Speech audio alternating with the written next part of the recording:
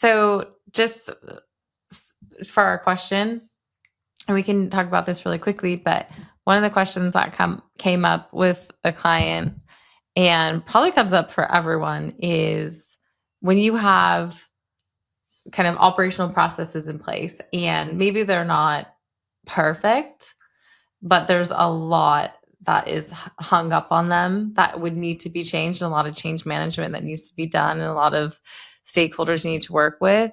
Is it better to just iterate and trying to get those processes to a good enough point and just fix all the things wrong with them, or and live with like the caveats, or should you just overhaul and spend the long time and potentially pain of then moving to those new models? And I think this answer is nuanced. I think that you could go either way.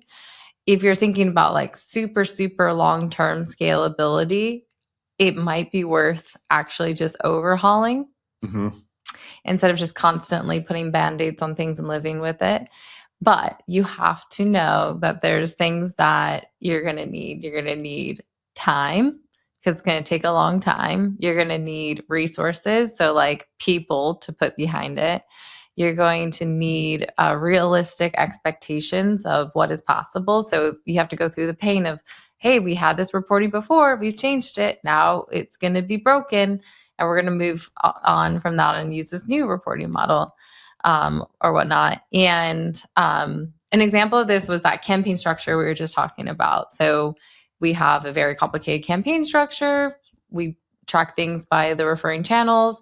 We want to get rid of that. Well, if you have something like cost tracking or ROI tied to it, then, it's going to be a caveat there where like, one, it's going to be hard to redo that. You're going to have to update all your campaigns. You're going to have to update your campaign types. You're going to have to get people involved in that, like sales ops and so forth. And then you then need to figure out, okay, well, how are we going to track ROI now? But it could be worth it because that whole method takes a long time to support. It maybe dilutes your touch points. It's confusing to people. And it isn't, it's so confusing that people aren't doing that right the whole time. So then defeats the purpose. And so I will say that like when you're going into that conversation, you need to compare and show everyone, this is what it's going to take to go to overhaul. And then this is what it's going to take to keep the status quo. And both could be good, but you need to set expectations. Expectation setting, yeah, number one. And if you are going to overhaul, around that expectation setting is budget. Yeah. Resources and human hours that are going to be putting into it, and the confusion that's going to result from it. And is the end state what everyone wants? Right. You have to be, if you're going to go through all that pain, everyone has to be, it's like if you're going to build a new house, right? Yeah. You don't want to, say you lived in a community of like 100 people and they all had these little houses in like a little cul-de-sac.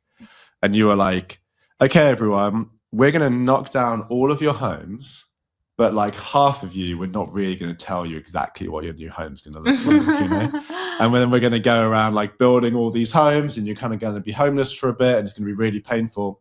And then eventually we'll just give you a new house.